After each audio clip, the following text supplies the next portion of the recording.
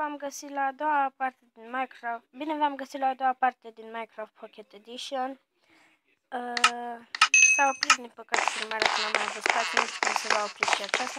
De fapt, după ce am să fac cărpunele, ce am să fac câteva torțe, am să mai merg de 2-3 minute ca să mai am spațiu, că nu prea mai am mult. Uitați, spațiul de stocare aproape epuizat, trebuie ca să mai îmi dezinstalez câte ceva. Așa, să vă arăt cum am organizat, nu știu cum se va termina.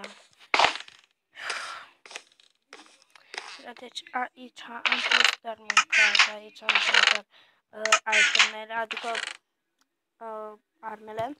Aici am pus doar cuburile, aici nu am pus nimic și aici am pus chestiile nefolositoare. Deci să iau de la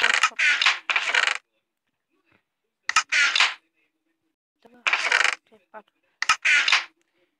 Așa și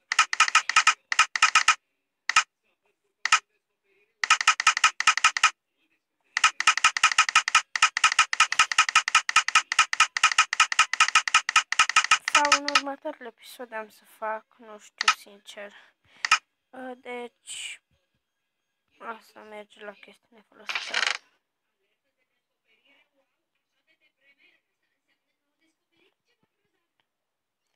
Deci știu că e prea scurt episod, dar bye bye, ne vedem la următorul episod, adică partea 3 a Minecraft Pocket Edition. Bye bye!